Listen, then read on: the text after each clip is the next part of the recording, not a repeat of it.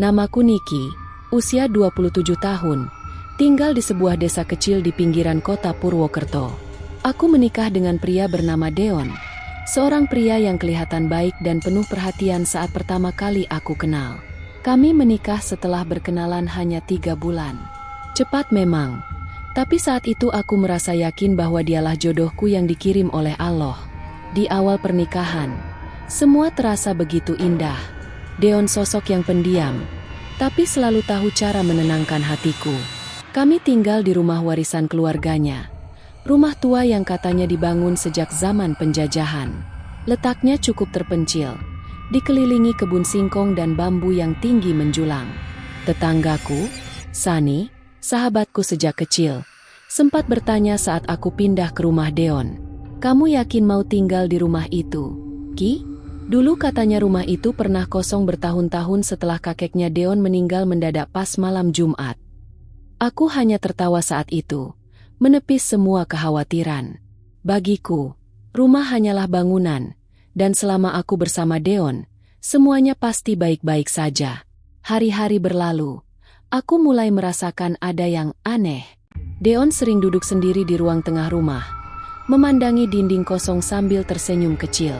Kadang dia duduk berjam-jam tanpa bicara. Tapi saat aku tanya, dia hanya berkata, "Aku cuma lagi tenangin pikiran. Nik, nggak usah khawatir."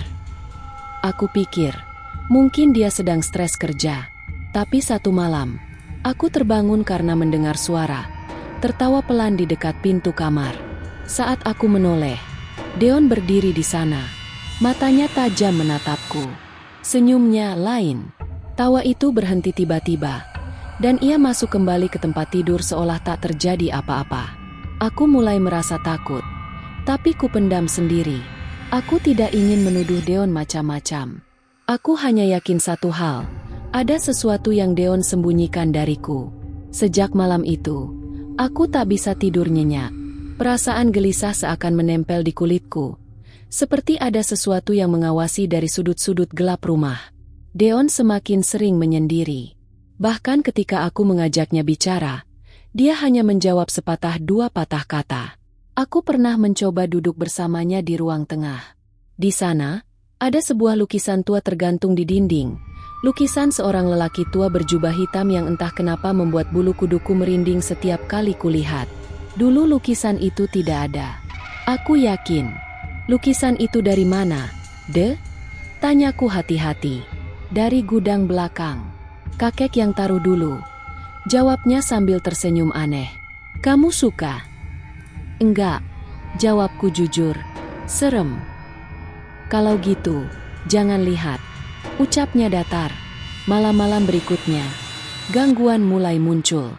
Saat aku sedang mencuci piring, aku mendengar suara bisikan pelan tepat di telingaku. Suara itu berkata, "Niki, kamu akan segera tahu." Aku menoleh cepat. Tak ada siapapun. Aku mencoba menenangkan diri, meyakinkan diri bahwa aku hanya lelah. Tapi semua menjadi semakin buruk ketika Sani datang berkunjung. "Nik, kamu kenapa? Muka kamu pucat banget," katanya sambil duduk di dapur. "Aku nggak tahu, San. Aku sering dengar suara-suara aneh di rumah." Deon tahu.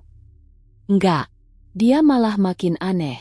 Kadang malam-malam dia keluar rumah, duduk di bawah pohon bambu belakang, sendiri. "Hah? Pohon bambu belakang rumahmu itu katanya tempat tinggal penunggu."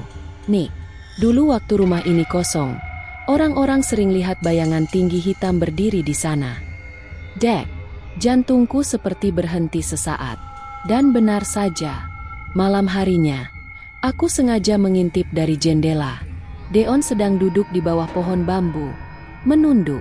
Tapi di belakangnya, aku bersumpah demi Allah, ada sosok tinggi besar hitam berdiri diam, nyaris menyentuh ubun-ubun kepalanya. Aku langsung menutup gorden dan mundur gemetar. Tak sanggup rasanya berpikir jernih. Keesokan harinya, aku merasa tubuhku berat dan panas. Saat melihat cermin, wajahku terlihat asing. Ada bekas cakaran samar di leherku. Deon hanya memandangku dan berucap dengan nada datar, "Kamu sudah mulai terhubung, Nik." Aku ingin bertanya apa maksudnya, tapi lidahku keluh. Dadaku terasa sesak. Lalu, malam pun datang. Malam di mana aku pertama kali kesurupan. Malam itu, rumah terasa lebih dingin dari biasanya. Angin masuk lewat celah jendela, membawa suara bisikan yang seperti berasal dari alam lain. Aku berusaha memejamkan mata, tapi tubuhku tak bisa bergerak.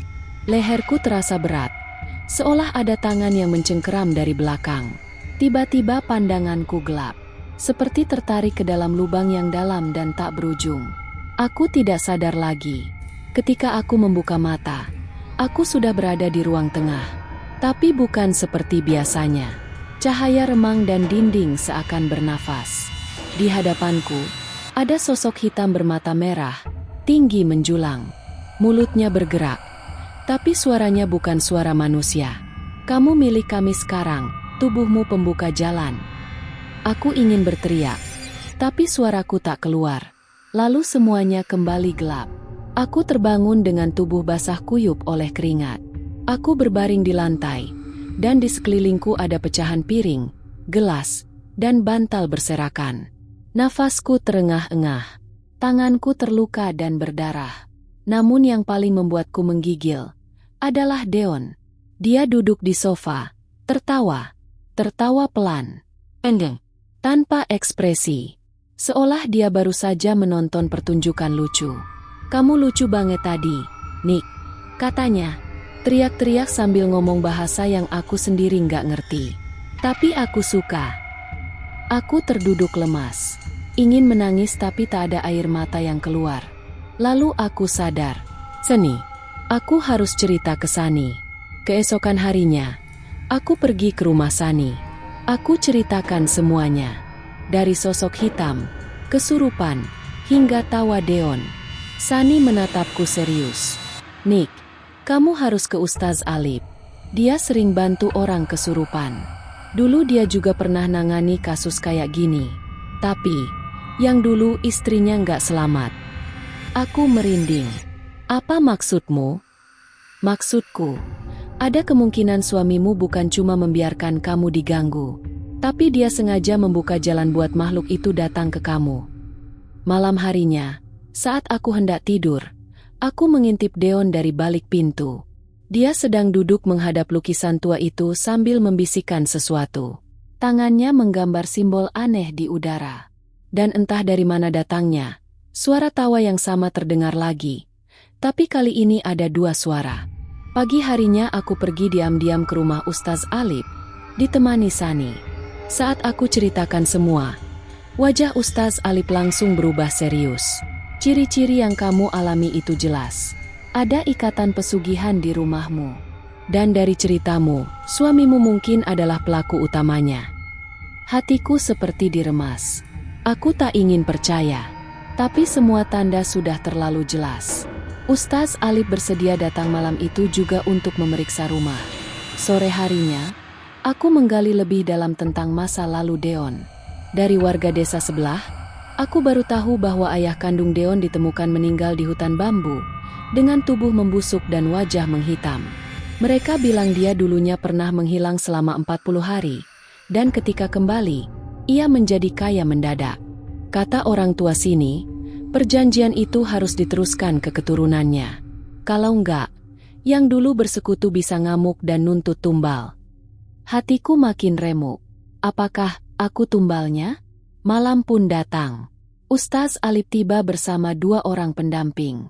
Mereka membawa air ruqyah, ayat suci, dan minyak khusus. Deon tidak ada di rumah, kata tetangga. Dia pergi sore tadi dan belum kembali. Tepat jam 11 malam, saat ruqyah dimulai, aku kembali kesurupan. Tapi kali ini berbeda. Badanku mengejang hebat. Mulutku berbicara sendiri dengan suara berat seperti lelaki. Tubuh ini milik kami. Dia sudah menyerahkan jiwa istrinya kepada kami. Ustaz Alip dan timnya melawan dengan lantunan ayat-ayat suci. Aku berteriak, menangis, lalu tertawa. Lalu tubuhku melayang dan menghantam tembok. Aku hampir kehilangan nyawa malam itu. Di tengah kekacauan itu, Deon muncul. Ia berdiri di ambang pintu, tersenyum tenang. Ustaz, sudahlah.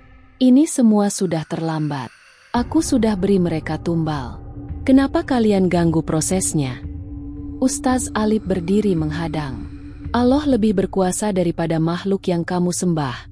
Deon, taubatlah sebelum semuanya terlambat. Deon hanya tertawa. Aku tidak butuh Allah. Aku butuh kekuasaan, dan mereka sudah memberikannya. Tiba-tiba angin besar masuk ke dalam rumah. Sosok hitam bermata merah muncul di belakang Deon. Tapi kali ini, makhluk itu menyerangnya. Kau langgar perjanjian, Deon. Kau ceroboh. Istrimu dilindungi oleh mereka yang tak bisa kau kalahkan. Makhluk itu menghantam Deon ke lantai. Tubuhnya langsung mengejang, lalu menggeliat seperti terbakar dari dalam. Deon berteriak kesakitan. Suaranya melengking seperti bukan manusia. Ustaz Alip terus membaca ayat-ayat suci. Akhirnya, makhluk itu menghilang, dan tubuh Deon terkapar tak bernyawa. Matanya terbuka, mulutnya menyeringai. 3 hari kemudian, aku sembuh. Tubuhku masih lemas, tapi jiwaku lebih tenang. Aku memutuskan pindah dari rumah itu bersama Sani. Rumah tua itu dikosongkan dan akhirnya dihancurkan oleh warga atas saran Ustaz Alip. Banyak benda yang ditemukan saat rumah dibongkar. Buku hitam, simbol aneh di bawah tanah, dan bekas darah yang mengering di kamar tengah. Aku baru benar-benar sadar. Deon bukan hanya kehilangan akal demi kekayaan, tapi telah menjual jiwanya. Beberapa minggu kemudian, aku mendengar kabar aneh. Makam Deon retak dan berlendir hitam. Para warga menyaksikan kejadian itu dan meyakini bahwa jiwanya tidak diterima bumi. Dan yang paling mengejutkan, salah satu warga pernah melihat sosok Deon duduk di bawah pohon bambu yang sudah ditebang, tertawa pelan, seperti dulu. Kini aku hidup bersama Sani, membangun usaha kecil di desa sebelah. Aku bertekad menjadi pribadi yang lebih taat dan selalu berlindung kepada Allah, karena aku tahu, dunia ini bukan hanya milik manusia. Jangan pernah meremehkan bisikan gelap yang muncul di balik cinta, karena bisa jadi dia sedang membuka jalan menuju petaka. Suami bertingkah aneh, tertawa saat aku kesurupan. Adalah kisah tentang cinta yang berubah menjadi kengerian, ketika keserakahan dan ilmu hitam mengubah seseorang menjadi boneka iblis.